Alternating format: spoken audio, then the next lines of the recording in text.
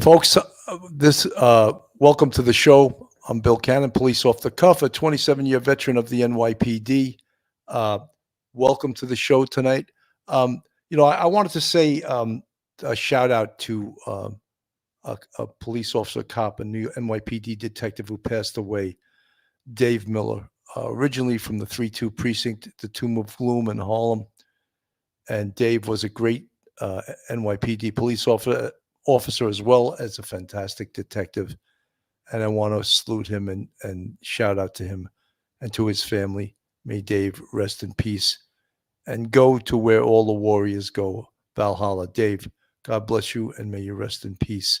So we're going to be covering the Sarah Boone case again. And what we're talking about is we want to know the answers, like, why did she choose, and she chose this, to not accept the plea to manslaughter first degree?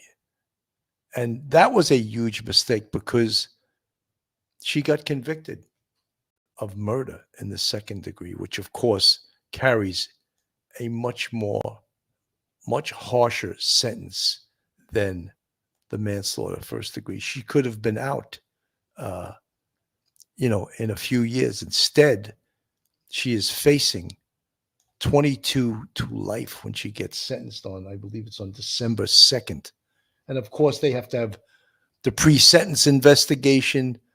But this judge who sat through this trial, even though he was extremely fair, I don't think he was at all amused at some of Sarah Boone's activities during her relationship with George Torres.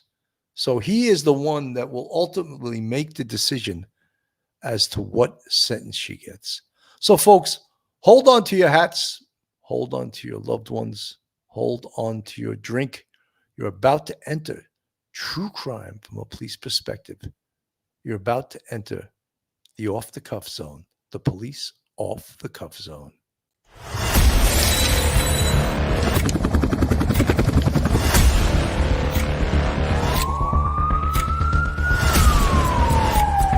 There has to be some common sense. They were the ones who called 911 to get him help, and now they're calling for change.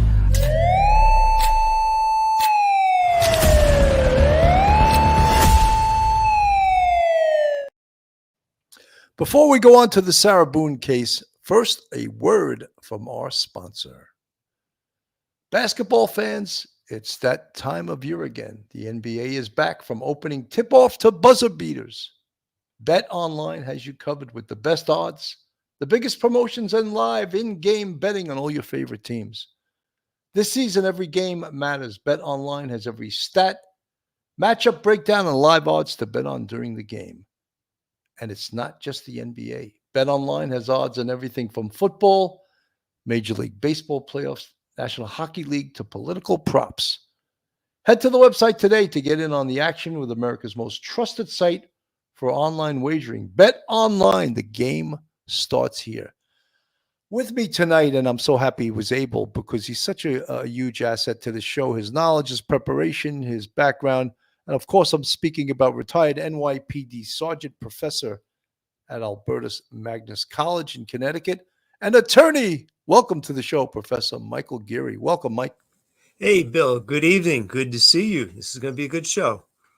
You know, Mike, one of the things, and I know we've spoke about this a lot, but one of the things that everyone wants to know, of course, is now that the trial is over and Sarah Boone has been convicted of murder in the second degree, why? Why did she not take that plea? And again, later on, we'll show a little bit of a clip of her attorney, but it seemed like a no-brainer. Yet when you say no-brainer, sometimes people that have no brain don't take the advice of their attorneys.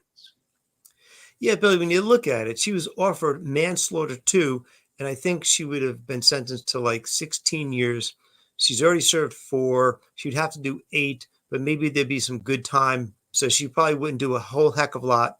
She's 46 years old. She could have been out of prison in like by the time she's 52, 53 years old. Okay. She didn't do it.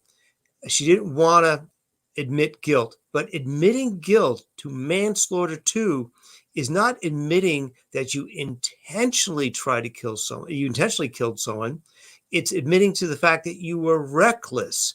And although you didn't intend to kill someone, you were reckless with their safety, and you ultimately caused their death. For some reason, she couldn't see the difference between intentional murder and admitting that, and admitting reckless, homicide, but she couldn't do it. She had it in her mind that she was the aggrieved party, and she had no objective proof that she was ever really the aggrieved party. It's really sad.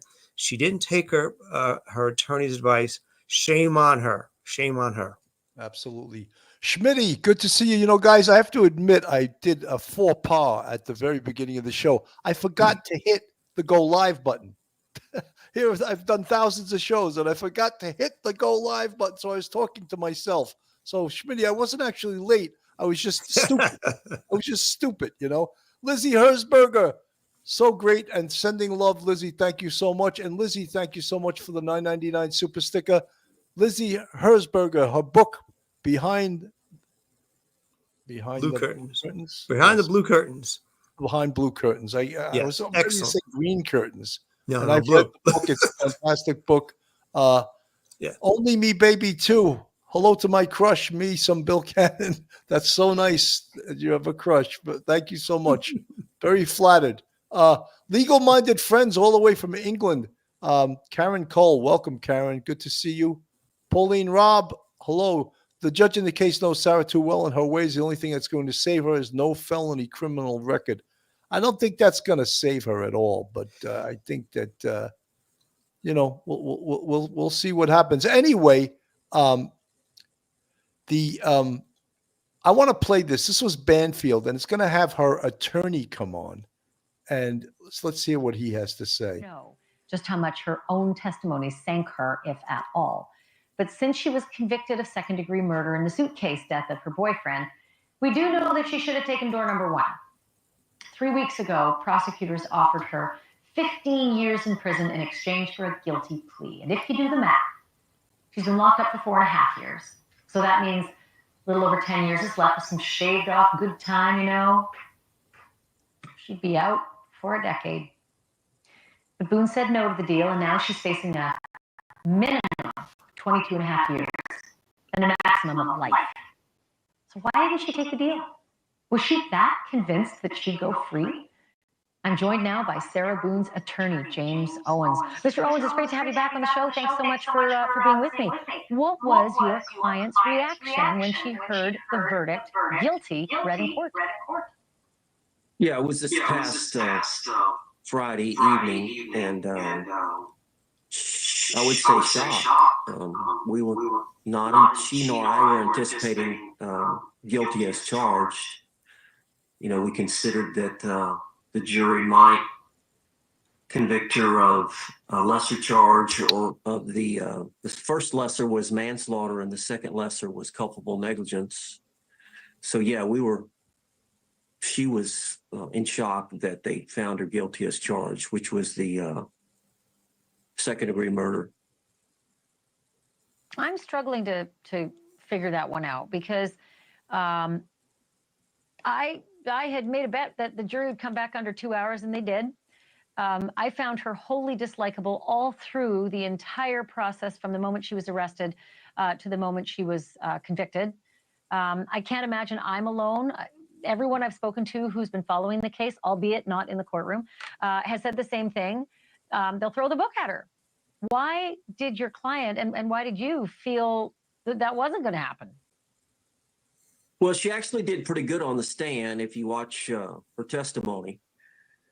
As far as Sarah goes, she actually did pretty good, I felt like. But, ultimately, as you mentioned earlier, the decision as to whether or not to accept a plea offer or to take the case to trial is ultimately only the client's decision. We can tell, lawyer can tell her the the pros and cons and the strengths and weaknesses of her position versus the state's position. Sure. Did you recommend to her to take the deal and she went against your recommendation? Because knowing how she's been with the last, 8 trial attorneys who, she spent before you, I would imagine that would be a scenario, I believe. Well, we talked about it in depth, and I try not to give my opinion initially. I want them to try to make the decision on their own, and then if they ask me for my opinion, then I give it to them based on Did my. she? Yes. What'd you say? Well, that was something that I suggested she strongly consider. Was that plea? I think with 15 years, you do 80% of that sentence here in Florida, plus she'd done already 4.5 years. So she would have had, I think, about 8 years to do. So yeah, that was. So she a went real against your incentive. advice. I sit here with a smile only because it's like I've heard this story so many times before, and I think you knew as well coming in as number 9 that she wouldn't take your advice. Have you had a chance to talk with her since the conviction, and is she rethinking her decision to ignore everybody who's smarter at this game than she is? No, we haven't talked about that. She's got a sentencing coming up December the 2nd, Monday, December the 2nd at 1:30. So we're going to deal with preparing her for that. She's going to speak at that. And then there's a pre-sentence investigation that the judge ordered. So we'll work on that. And the judge What do you think she's going to get? What do you think the judge will sentence her to? Well, there's a range, and I think the state attorney had said the low end was 22 years, and of course, life is the top of the range, and the judge is going to have to make a decision. As you know, there was testimony that she suffered from the battered spouse syndrome by our expert, and also the state attorney's expert testified. Both of them agreed that she suffered. So there is some mitigating factors, although the jury did not find that she was justified in the use of force that she used as a result of the battered spouse syndrome. I think the judge can consider the fact that ultimately, it was a dysfunctional, toxic relationship in which both of them probably abused each other. Well, thanks for watching. So, Mike, you have it. I mean, first of all, I think there was many mistakes made in this case from a representative perspective, and one of them was that he couldn't get her to reasonably see the ways of her own thoughts, which were taking the plea was a huge decision, and one that was the right decision. And he, as an attorney, is saying, I couldn't convince her, I couldn't force her to do that, but I advised her to do that. The other thing was testifying. Testifying is almost always a bad decision, Mike. And you're an attorney, you know this. Your feelings. Yeah, Billy, it's a huge gamble when a defendant testifies, because the moment they testify, all of the inconsistent things they've said in the past, all of their prior bad actions, it all comes out in the cross-examination by the other party. So therefore, it's a gamble. And so I think, though, she had to, because the only other person that the defense had that could talk about a battered woman syndrome really would be their own expert witness, and that expert witness is paid for by the defendant. And so the jury knows that. And so he may come across as maybe a hired gun. And so that's really not enough. They want to hear from the victim themselves. She had a duty to get on the stand and let the jury see how she actually experienced life with George, and that evening what had happened, and she couldn't do it. Her answers on direct examination with her own attorney, giving her softball pitches, it sounded kind of canned, kind of rehearsed, and I'm sure that's what they did. They rehearsed it, but it sounded way too rehearsed and canned, and she really didn't have a lot of emotion. And it just seemed that it was all too pat. She had nothing other than her own testimony and that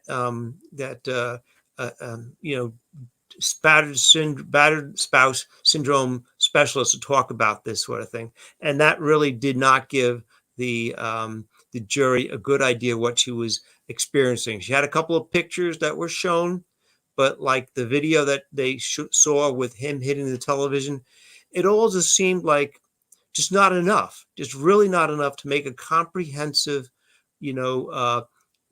presentation that she had been suffering battered spouse syndrome for a couple of years. She couldn't do it, and so she failed in her mission. But she had a big hill to climb, and she couldn't do it.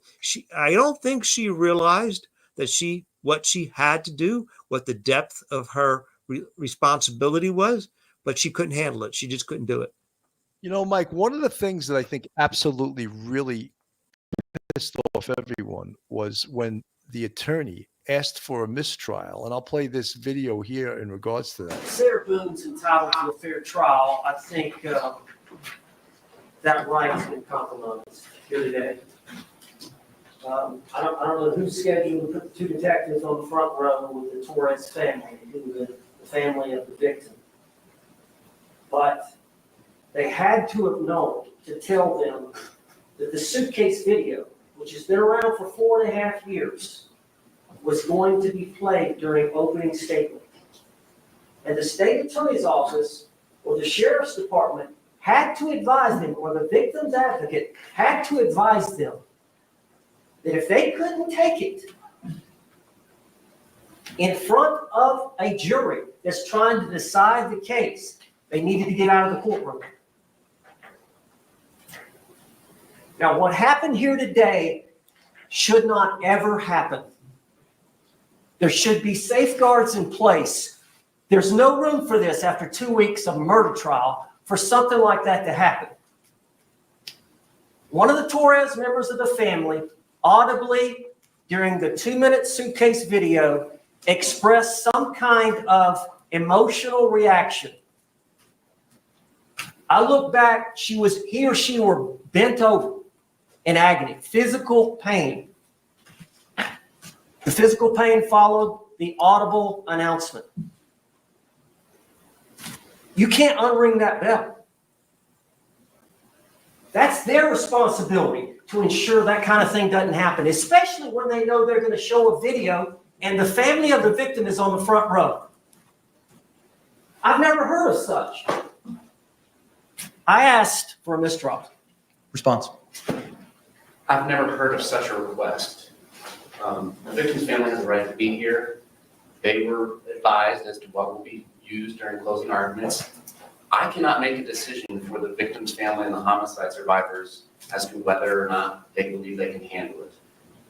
She clearly, or he, I don't know, couldn't, and I believe the appropriate thing was done. They left the courtroom.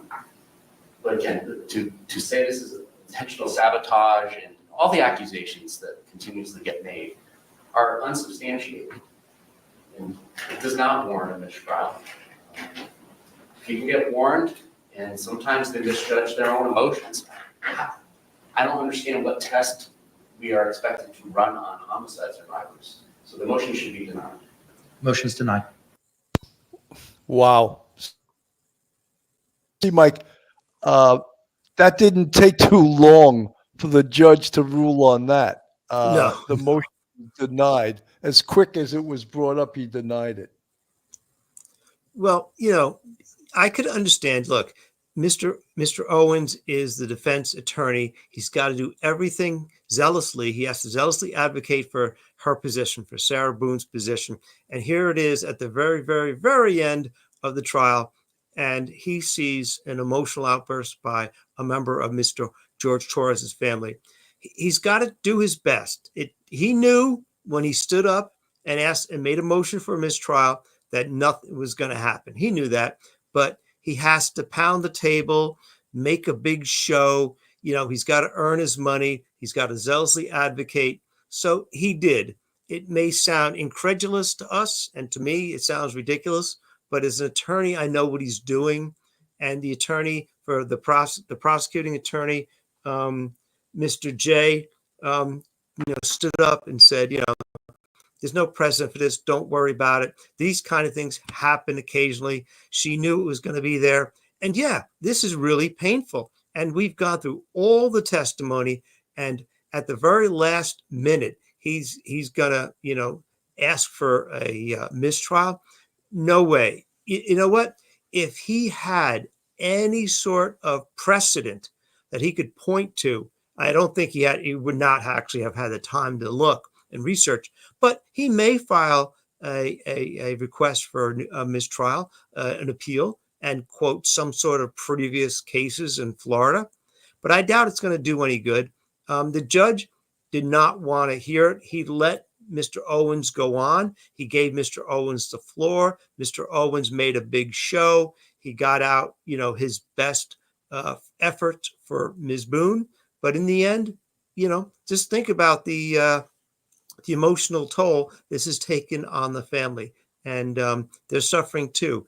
And they left the courtroom. There was no further disturbance. The trial went on and finished its conclusion. And the judge is absolutely right. He controlled that courtroom, and that was it. And so, I don't want anybody to see anybody getting mad over at Mr. Owens. It just seems awful, but he's doing his job. He's got his job. He's got his elderly advocate for Sarah Boone, and he did. 100%. I think that's happened in other homicide trials because Sure. here's the family of the victim watching that horrific video of the suitcase, and they reacted. No, I don't think there's a judge on this earth that would grant a mistrial over that. In Definitely. fact, I think many people point at the attorney James Owens as you subhuman that you could even bring up something like that. But as you said, Mike, he's advocating for his client. Yeah. Kay Culp, thank you so much for the $9.99 super sticker. I love this bill. I broke my back, so I haven't been on a month in the hospital. Well, I hope you're on your way to a complete and hopefully painless, although back is a bad thing, recovery. We pray for you to recover. Northwest, the family cried, the horror. Yes, I mean, how could you not watch that video that they watched and watch a loved one basically screaming out for his life, begging for his life, and have Sarah Boone ignore it and not react? I think it would be less than human to not react, Mike. Yeah, and Bill, remember too, this has been a 4-year ordeal for that family looking for justice for George. And the person who is accused of killing him is his live-in girlfriend that he'd been with for a number of years. They go through the trial. After 4 years, they finally have the trial. Almost like 4.5 years. It's been a long time. And they are tired and they're emotionally wrung out and they're exhausted and they just couldn't take it. And that's a human reaction. Absolutely right. You're right. That's to be expected. And, they didn't disrupt the courtroom. They didn't disrupt the proceedings. They took it outside and that person calmed down. But how could that family not feel absolute horror and disgust over what happened? To see a picture of a person you love, the video of the person you love, begging for their life. And the person who is supposed to love them the most is telling them to go F themselves on the video. And they're laughing and giggling. They're overcome, and that's human. And that's too bad for Sarah that happened. But that probably did not have any effect whatsoever. That jury was ready to convict her because they only came back with the verdict within 2 hours. They didn't give her much play whatsoever. No, absolutely not. Her testifying probably not a good idea either. The sometimes sensational, famously viral Florida woman at the heart of Orlando's suitcase murder trial took the stand in her own defense on Tuesday. I moved the suitcase around a couple of times, just kind of on the wheels and moved it around. And at that point, it was funny. We were joking and laughing about it. For hours under oath, Boone told jurors that she feared for her life after zippering boyfriend George Torres Jr. inside a piece of luggage in a drunken game of hide and seek. Knew the tone, and we ended up, I guess, arguing back and forth with one another. And the things that he was saying very much frightened me. At one point, the assistant state attorney wheeled out the very suitcase at the heart of the trial and made Boone step out of the witness stand to demonstrate how Torres got into the suitcase. When he was in the suitcase, he was threatening you. Can you tell the jury what he was saying? That he was going to end me. This was a different story than what she first told cops when they arrived at the scene. He thought it'd be funny to be put in the suitcase, so I was like, okay, well, I'm gonna joke with you and I'll zip you up and make him, squirm a little bit, whatever it is. But then I fell asleep. In court, Sarah and her defense team fixated on an 11-minute gap in the now famous viral video of her taunting Torres as he begs for his life. I can't breathe, babe. Seriously. Yeah, that's when you choke me. But despite Sarah clearly ignoring Torres's pleas for oxygen, she told jurors what they don't see is an off-camera escape attempt where Torres got one hand free. My fear was that he was going to break out of the suitcase knowing that it was a broken suitcase. Which required her to stuff him back inside the luggage by poking and hitting with a baseball bat. I kind of pushed, I held it with the skinny part here and then prodded at it, yes. As long as he was in the suitcase, he couldn't harm you. Correct. The defense potentially is going to be battered spouse syndrome. When we spoke with Sarah's defense attorney, James Owens, her ninth on the case, he told us that Sarah's testimony would be part of what is known as battered spouse syndrome, a legal defense that Sarah, who had a history of domestic violence at the hands of Torres, would have put herself in harm's way if she had let him out of the suitcase. You either settle these cases or you go to trial. This is a case that we're going to have to pick a jury on and see what the jury thinks is just. Sarah says that she did her best to de-escalate the situation on the night Torres died. I shook the suitcase, trying to get his hand to go back in, shaking it, and telling him that, please stop doing this. Please stop doing this to me. But when he responded, threatening further violence, He would have made me unrecognizable, or I would have lost my life. Sarah went to bed, leaving Torres zip tight. If she let him out of the suitcase, she was going to be harmed.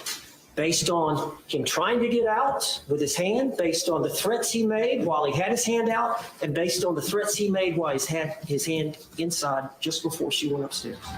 And on Wednesday, jurors watched the defense exhibit of a video of George Torres smashing a TV. Boone's team says it is evidence of his violence. In the end, however, it may come down to whether or not the jury believes this one simple fact. Did you believe that he could breathe in there? Yes. Wow.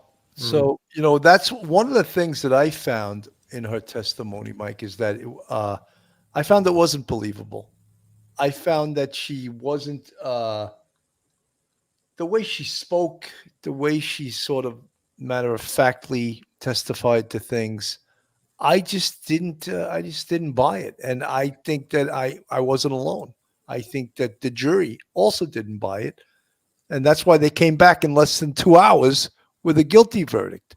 So she wasn't believable. Her defense attorney, although I think he gave her a vigorous defense, I don't think he was believable either. I think people were probably rolling their eyes like this is, they could not defeat the suitcase video. That's what this, and we've said this before, that's what this entire case came down to, is that they could not defeat that suitcase video. Your thoughts? Yeah, Bill, that suitcase video, it when you watch it and you just wonder, how long is this going on? How long had he been in there? What was, and that's only a couple of minutes, but he must have been in there a pretty long time. And the things that she said in testimony that he had said to her, threatening her, and she felt threatened, and he made threats, and he was getting his finger out, and that seemed like a threat to her. So she hit it with the baseball bat, and then probably rolled the suitcase over so he couldn't get his finger out. There's nothing at all objectively that actually backs up her assertions. You would think if she was filming this video of him and that he had actually been cursing her and threatening her, you'd have caught a little cursing or little threats on the video, and that would have backed up her testimony. And at least she would have had the jury thinking, okay, yeah, this is a really dangerous situation. If he does get out, maybe he's going to hit her. There might be a little doubt in their mind whether it's murder or manslaughter, but everything she said was all we have is her word for it. We don't see anything where he's actually doing threatening. He's cursing. It's all, I'm afraid of this. I'm afraid of that. And she's the one who put him in, she put him, she said willingly. It was fun. She put him in the suitcase. He was actually already in, and she zippered up. It was all fun and games. Why didn't she unzip it? She's saying that she left the suitcase zipped and then he became abusive to her. Well, there's nothing objective that proves that. It's all her words. Her words seem very canned, and she couldn't do it. Like you said, very, very, very placid. And there was nothing there to really show the jury this lady actually has something to worry about that night. She actually had something to worry about, and maybe it was a big accident, manslaughter too, but nothing at all. So they really were left with, well, it looks like murder, because she's telling him, F you, and that's it. There was really nothing for them to hang their hood. What do you say? Hang your hat on, a hook to hang your hat on and say, this is why I support murder too. There's nothing objective for them to do that. So they went with murder one. Absolutely. Lucy Herta, the way said, the tone, so disgusting. Absolutely. Lizzie Herzberger. Lizzie, I want to promote this. I wish you had a date. Lizzie has she's on a PBS documentary based on her book, Behind Blue Curtains, which she's jokingly going to call the next one Behind Green Curtains. Anyway, she's going to be on a PBS film. And as soon as, Lizzie, you have the date for that, I would love to promote it and let everyone know. Lizzie's been following this show for years, and she's a great friend of the show. Folks, this is Police Off the Cuff, real crime stories. If you like real crime, true crime from a police perspective, then you're in the right place. And if you're not subscribed, hit that subscribe button, give us a thumbs up, hit the like button, share us with your friends and your family. And if you want to contribute to us financially, we have a Patreon with 4 different levels. We also have a YouTube channel membership with, count 'em, 5 different levels, and you can subscribe to the show that way. I think that on December 2nd, when that is the sentencing, Mike, I think the judge is going to give her the maximum. I really do. I think, even though he was very fair, sort of a low-key guy, seems like a mellow guy, I don't think he was amused by any of this. And I think, in fact, he was silently suffering through it, listening to some of this testimony, listening to her defense. And in fact, he bent over backwards to make this trial, to make this case fair towards the defendant, Sarah Boone. Your thoughts? Yeah, Billy, he really was very, very calm, and he gave her plenty of time and ability to present her defense. And towards the very end, there was a discussion between Mr. Owens and the judge. Mr. Owens wanted to bring up the battered spouse syndrome, and the judge said you have to have at least one objective, indication that Mr. George Torres, had actually, done something to her in the past. And it's not a big hurdle, but you had to have something. And she provided that with her testimony, and the judge said, okay, from this point on, you'll be able to now present your battered spouse defense. And that opened up the gate to allow her to bring in the pictures and to her to bring in, and for the defense to bring in the specialist in battered spouse syndrome, the psychiatrist or psychologist. And so he really did give her a fair trial. Some people blame her attorney, thinking that he didn't do a good job. He was the ninth attorney in this case, the ninth attorney, and he didn't have a lot of time to prepare this case. Normally, if he was the first and only attorney, he probably would have had a year to prepare, but he only had a few months. Really, really brief period of time. I thought he did the best he could. If he had more time, he would have been able to give her a more vigorous defense, but time was running short because of her own actions. She put the pressure on him. He did a good job. He tried his best. The judge was very, very understanding, but I think you're right. I'm thinking come December 4th, I'm thinking minimum 30 years in prison, minimum. Wow. I thought that, and I know under Florida law, he has to give her 22 and a half. Right. Mm-hmm. That's the minimum. But you think he's going to give her 30 to life, which I'm thinking 30. I'm thinking 30, yeah. And that's if he's feeling generous. I think 30. Yeah, he's not going to give her less than that. 30 to life could be really a life sentence. Sure. Oh, yeah. She's 46 years old. Yeah. At this point, if she did 30 years, that's 76. Figure do the math. It's unbelievable. You know what? One of the things I wanted to mention also, the lawyer James Owens used the defense that she was afraid that if he got out of that suitcase, he was going to harm her. But that's not believable to me either, because really, if she really feared, like a normal person would have, that he's going to suffocate, she should have called the police. But the reason she wouldn't call the police is because that may have included her and him both getting arrested. That's right. And so that's one of the reasons that she didn't call the police.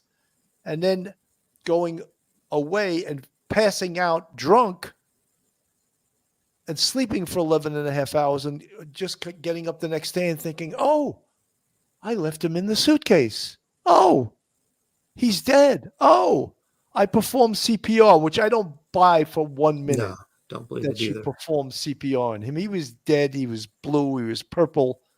He was probably in rigor mortis. And she really, does anyone buy that she performed CPR? She was probably still drunk or very much hungover, showing the after effects of drinking all night long. And to think that she performed CPR, I just don't buy it at all, Mike. Yeah, it just seems rather strange to say that, I went upstairs. Now, this is a person who she's deathly afraid of. She went upstairs and went to bed. That's where you're the most vulnerable, is when you're sleeping. And so it seems inconsistent. There's these inconsistencies between what she's saying, she's feeling, and her actions. And you're right. If she had let him out, called 911, let him out when they got there, if he had lived that long, we don't even know. But say, you're right, say they did come and she opened up the suitcase, and he's going to be screaming and yelling about her locking him in the suitcase and that he couldn't breathe because he was claustrophobic and he couldn't even move his diaphragm and he almost died. You're right.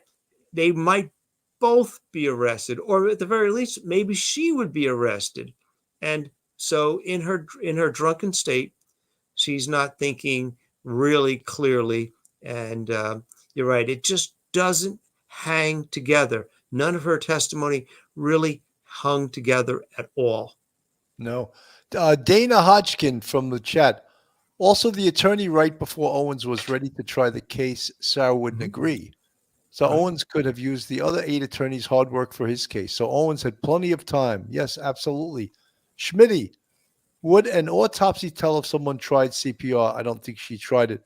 Not necessarily, Schmitty. If a professional did it and caused bruisings on the sternum or on the ribs, then it would be evident. Because sometimes when a professional does it, they can actually even break a rib or bruise the chest so vociferously doing CPR. But I do not think for 1 minute that she performed CPR.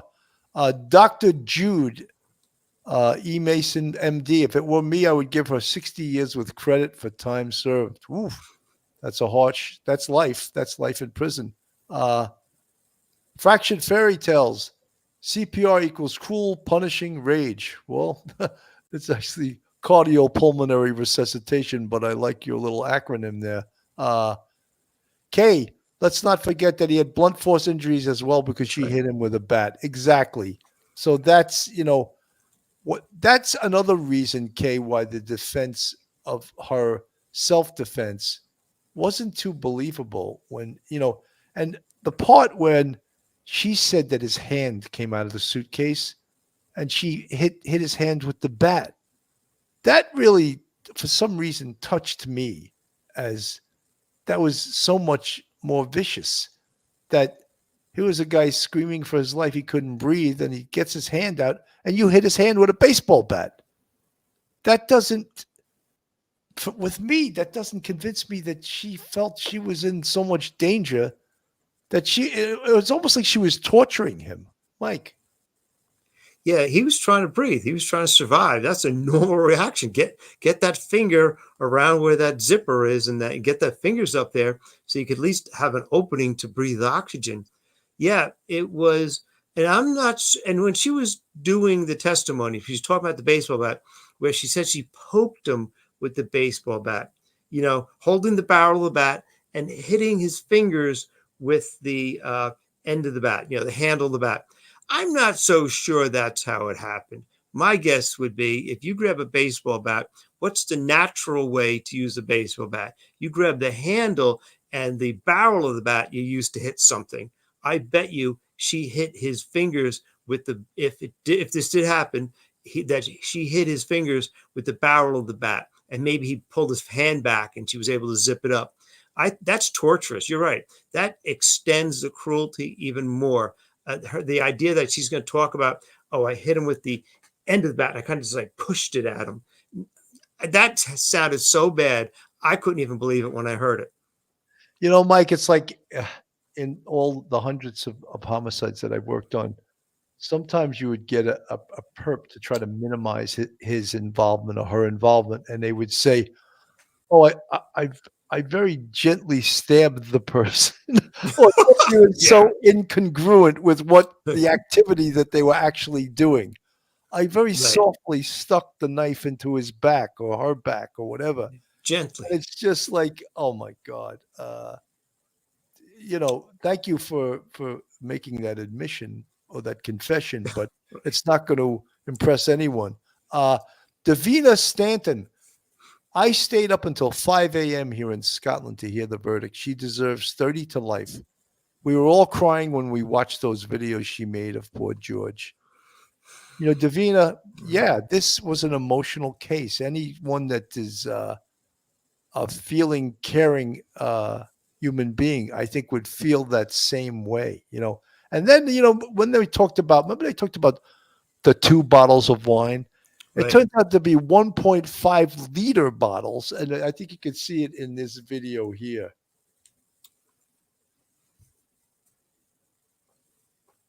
We could get it to play. It's a little dragging. They pull out there we go. And Your Honor, request permission to publish. You may do so.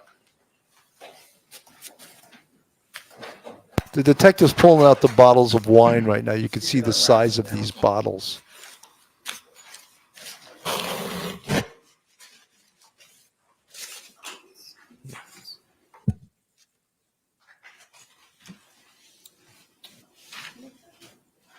That's a big bottle of wine. And it's not really a good bottle either. Must have a bad hangover. It's one of those $9.99 specials, I think. Yeah. That's 2 big sized bottles of wine. Yeah.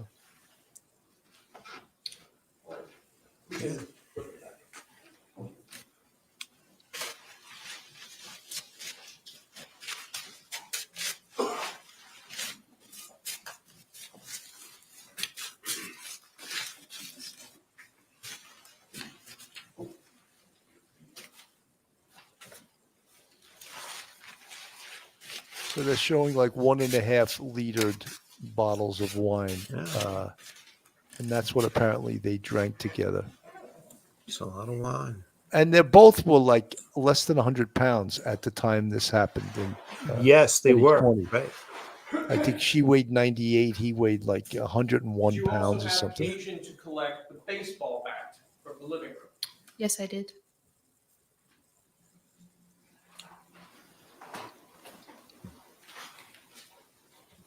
Your Honor, may I approach the witness who's been previously marked for identification as states B and shown to defense? You may.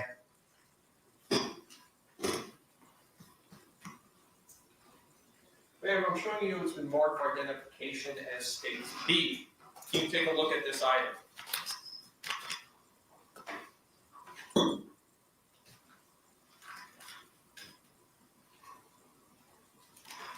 Yes. Do you recognize this item? Yes, I do. This is the wooden baseball bat I collected from the living room. Does this item have your name on it? Yes, it has my name on the Orange County Sheriff's Office evidence label that I filled out, as well as my initials on the evidence seal. And it also has your initials and your agency case number as well. Yes, it does. Ma'am, could you open states B and look at the contents of it to yourself without displaying it to the court? Yes.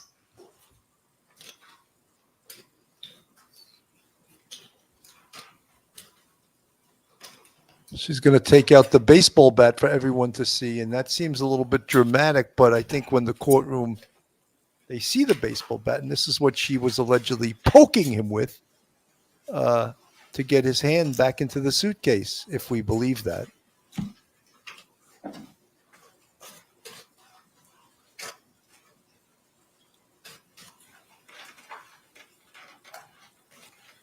It's taking a while to remove this bat from the paper.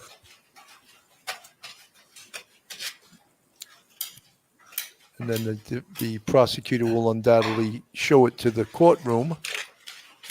The detective's removing it again from the paper, and the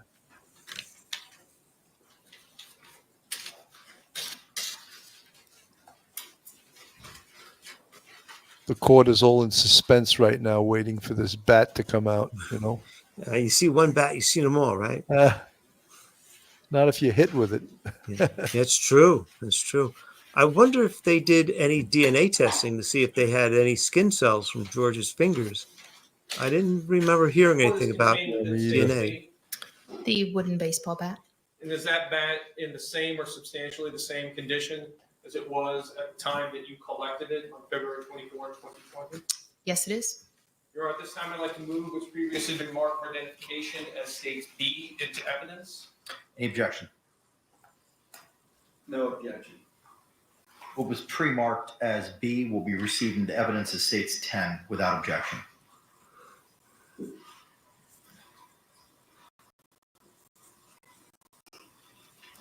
So apparently no DNA testing was done on the bat. So it was just her. Yeah. It was just her testimony that she hit him with the bat, or hit his hand coming out of the suitcase with the bat. And that's the only the proof that her own testimony. So if I was the prosecutor, I won't challenge that. Your Honor, request permission to publish. You may.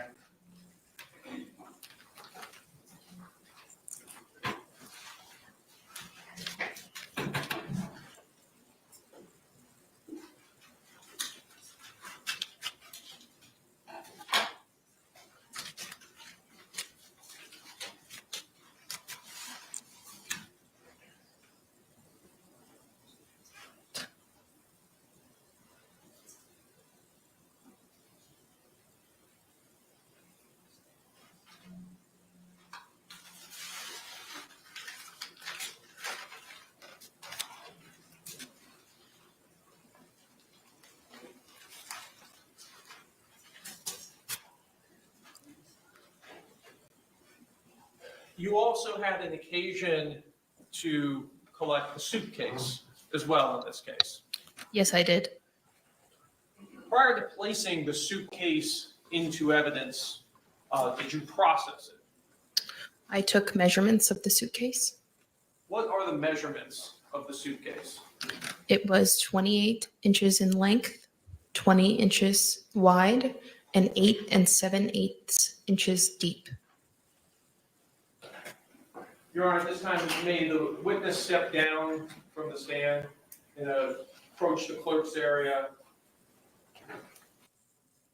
I'm not going to show this whole thing. This is her doing a demonstration of. So, but you heard those dimensions: 28 inches long, 20 inches wide, and 8 7/8 inches Yes. deep.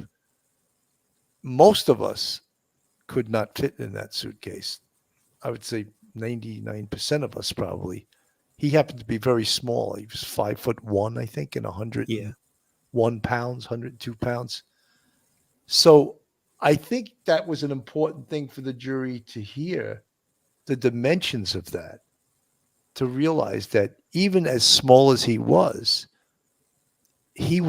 basically squashed in there, had to be in a fetal position in order to fit in there. And of course, with those tiny dimensions, oxygen would run out at some point, because when you breathe and exhale, you exhale carbon dioxide. Isn't that true?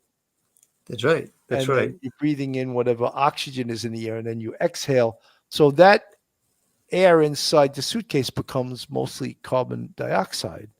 So you're rebreathing your own air. It's just almost like probably the worst air we breathe as citizens of this world is the air on an airplane, which, Yes. it doesn't get recycled because, they do whatever filtration system they have. But it seems like if you take a long flight, say an 8 or 10 hour flight, it seems you have a much better chance of getting sick from an airplane. I always seem to get sick if I take an 8 or 10 hour airplane flight. And I think it's because you're rebreathing that air that is stagnant on the airplane. So just imagine in this little suitcase, 28 by 20 by 8 7/8 inches, not very good air in there, Mike.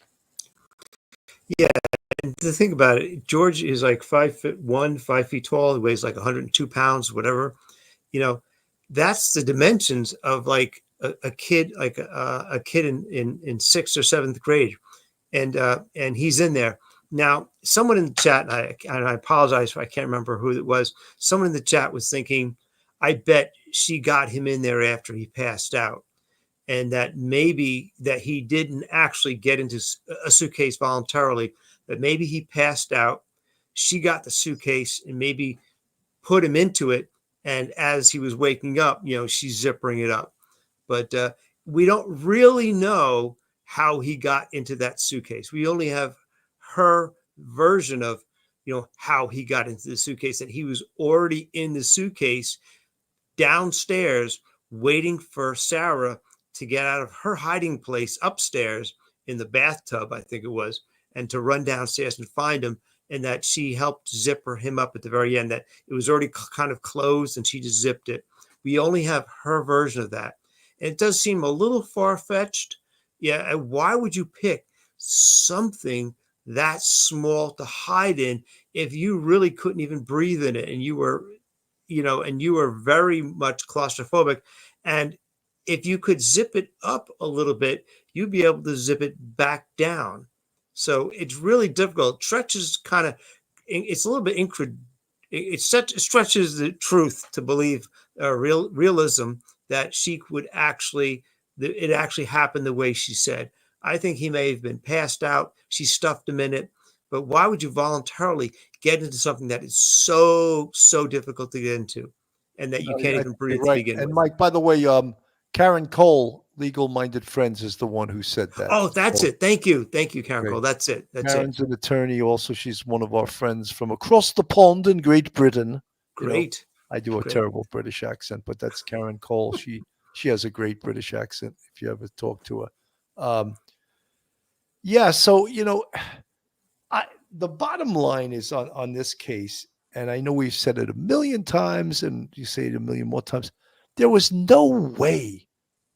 I don't think the dream team from the OJ case could have beat this case, because as long as the judge kept in the video of him screaming for his life, begging for his life.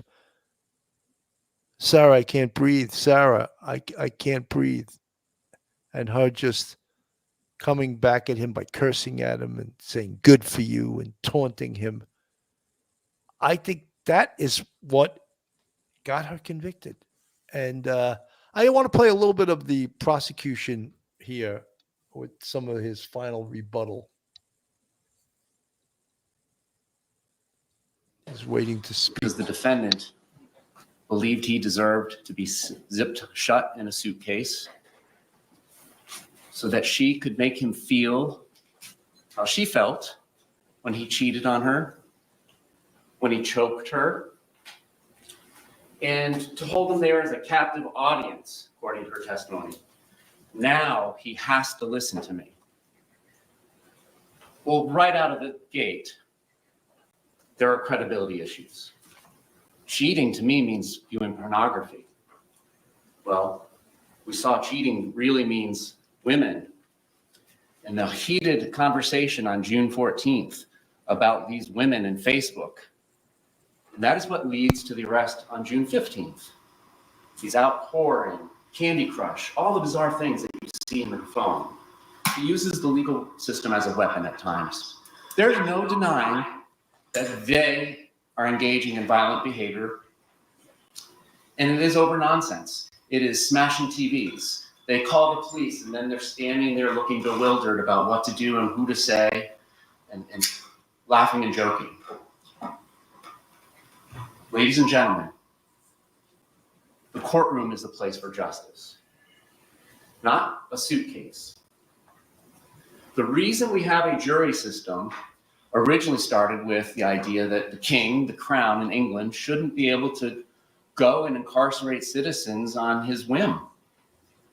So it developed into a system where citizens would have to say, yes, you can take our fellow citizen. But the opposite is also true. A citizen cannot take another citizen's life because he or she feels like it. That likewise requires a jury to decide that it was objectively reasonable for a person of ordinary prudence and caution. Like Mr. Cacciatore argued earlier, battered spouse syndrome is not a license to kill. Past grievances, even being stabbed in the leg, so on and so forth, do not give her the license to kill. There are still laws in place about when and how this can be done in a justifiable manner. I want to talk about the most important jury instruction in this case that has not been discussed very well or thoroughly. Excuse me.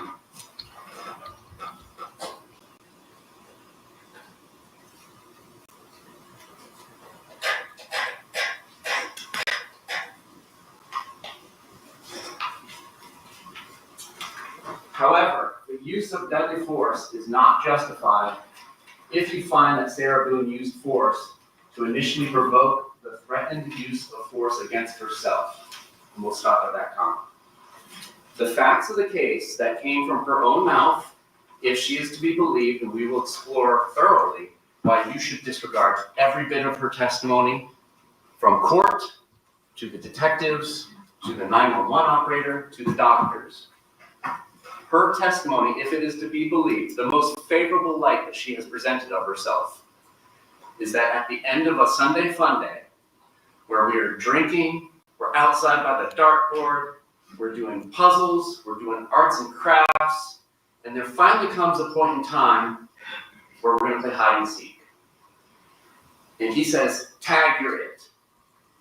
Even though she's it, she goes upstairs, hides in the shower, eventually gets tired of being there, it's cold, so on and so forth, and she comes back downstairs. And as she comes back downstairs, she can see Mr. Torres fiddling to place himself inside the suitcase to try and hide for this game. And the lid is not closed, it's flapping. And out of jest, out of levity, undisputed according to her testimony, she comes over there and zips it shut. Whether it's 100% or enough for 2 fingers to get out, that is something that you decide as the jury. But there came a point in time where the fun and games was over. And Mr. Torres told her that. Babe, I can't breathe. Sarah, babe, let me out. This is all on video. We don't have to imagine this. This is all on video. 1062. At that point in time, she is using force against him that is not justified. She is the initial provocateur. She is the aggressor under the law. And what level of force is it? I can't breathe. Not let go of my hand, not get your hands off me.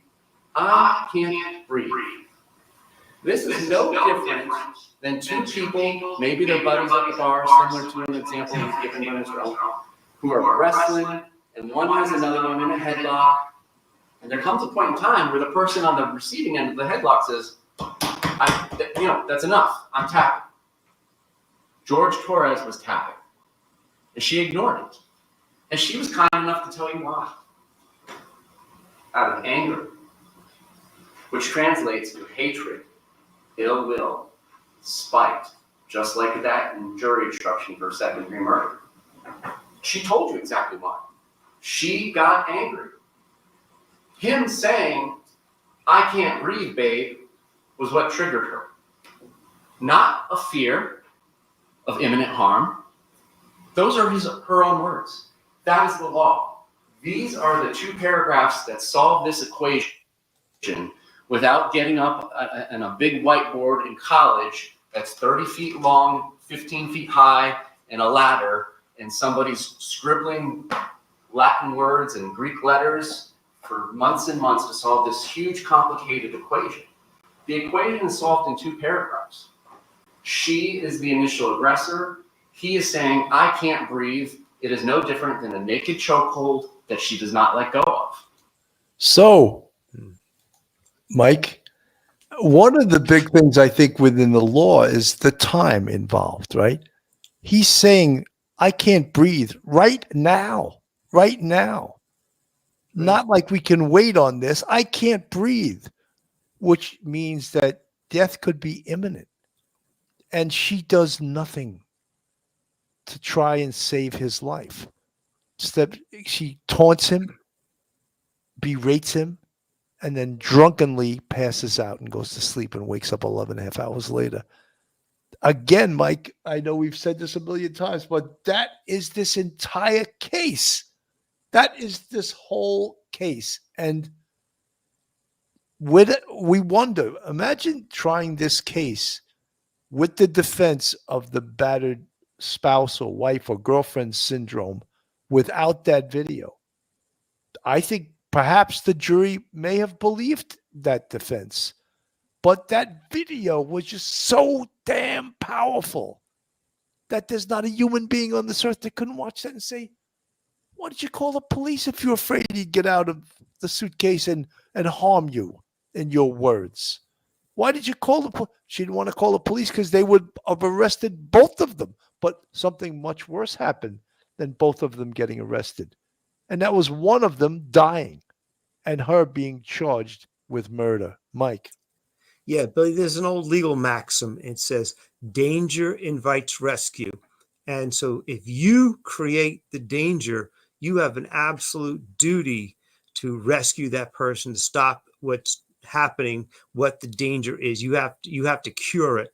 And that's what the prosecution is kind of saying there at the end, is that she was the initial aggressor. And then when he said, babe, I can't breathe, she didn't say, oh my God, oh, I didn't realize that. Let me open this up for you. No, she began to taunt him and talk about him choking her, him cheating on her, and all of these other things. She wanted him to hear all of the reasons why she was doing that to him and leaving him there to prove a point, to pay. This is payback. I'm in control now. You have to listen to me. If you can't breathe, I think you should stop calling my name and shut the F up, as she said. She wanted to talk. She wanted to let him know.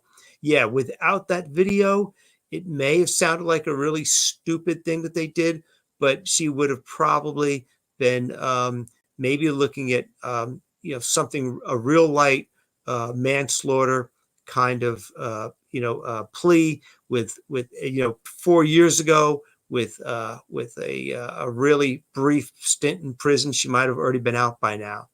But that video, you can talk and talk and talk and talk, but they see that video, you can't unsee it. That was the entire case right there. Here we are. Yeah. Sarah.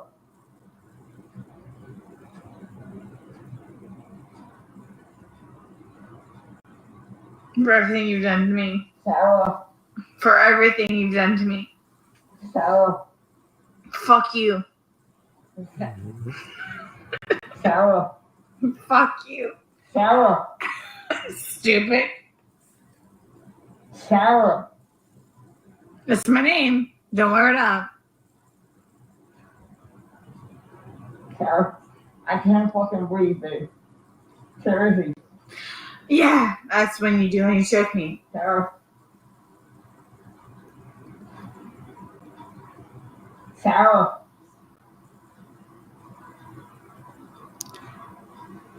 Haunting video of the suitcase and the voice coming from that suitcase of a man begging for his life. I can't breathe. I can't breathe, babe. That's on you. Sarah, I can't breathe. It's on you. Sarah.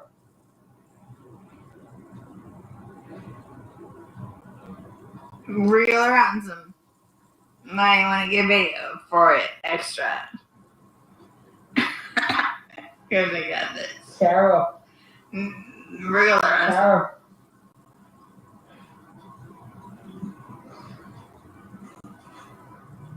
Sarah. Sarah, I can't breathe, babe. Oh. That's what I feel like when you jingle me. Sarah. Fuck you. Fucking breathe, Sarah. Yeah. You should probably shut the fuck up. Shh. I don't think that helped her case at all. Hearing her response to that, you should probably shut the F up. As the last time he screamed out, he was, I cannot breathe. It was really like a call for almost from the grave. I cannot breathe. You either help me now, I'm going to die. And her response was, we heard what her response was. Right. So, Mike, two things, all right? A, tonight, the defense attorney allegedly tried to convince her to take the plea of manslaughter. Two, from a defensive perspective, probably a bad idea to have her testify. She wasn't believable. She wasn't sympathetic.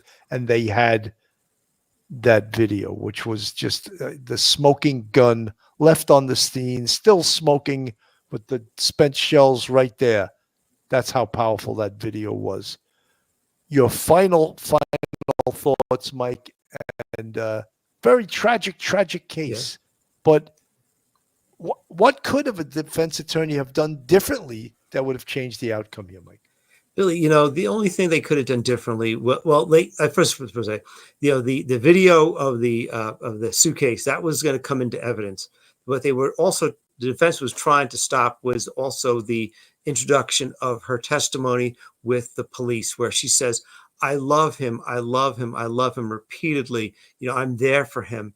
And 24 hours earlier, they got the video of the suitcase. So there's the juxtaposition between these two things. And that's bad enough. Over the course of 4 years, the best defense they could come up with after 9 attorneys are looking at this case, going back and forth with her, you have battered spouse syndrome.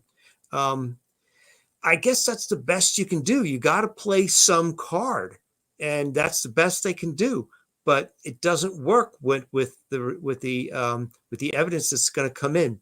Yeah, maybe you're right. I mean, I think she would have had to testify no matter what, but that's always a really risky idea. the defense's expert on battered spouse syndrome, there wasn't enough meat on the bone to really make a good case for her. She put herself into such a corner with that video, and was on her phone, and she'd forgotten about it. And when they turned the phone over to the police, they've had that for 4 years. I don't know where you could have really gone with this case other than take a plea. You don't want this case to get in front of a jury.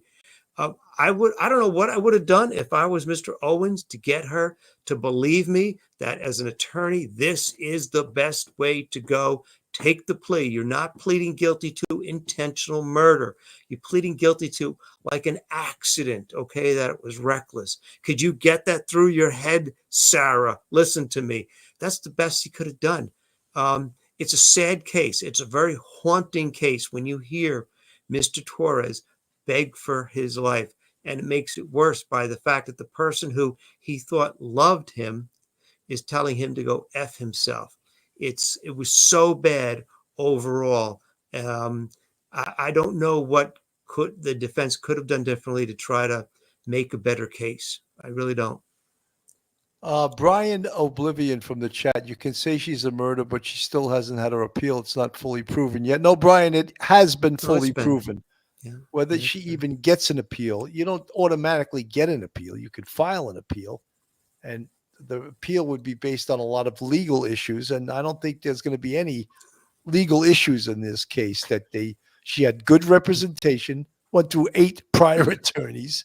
Right. She had a very aggressive defense attorney representing her. The judge was bent over backwards fair to her.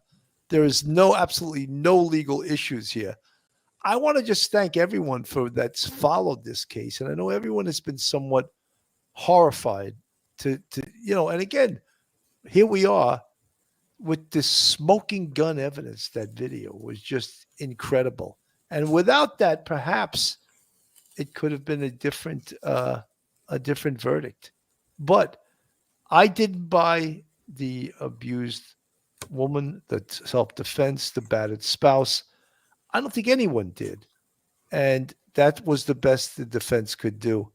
So again, I want to thank everyone for coming by tonight. I think now this is sort of what can really happen more in this case except December 2nd. And we're not expecting the judge to come back with a lenient sentence. Some of us are expecting 30 to life. And I think the judge is going to slam her also.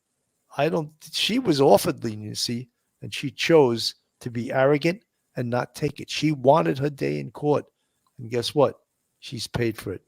So folks, I'm Bill Cannon from Police Off the Cuff Real Crime Stories on behalf of myself and Professor Mike Geary, who wore many hats tonight. He wore the defense attorney hat. He wore the retired NYPD hat, and he wore the criminal justice professor hat. Let's thank him for his service. He did a great job tonight. And everyone have a great rest of your night, and God bless. We'll see you next time.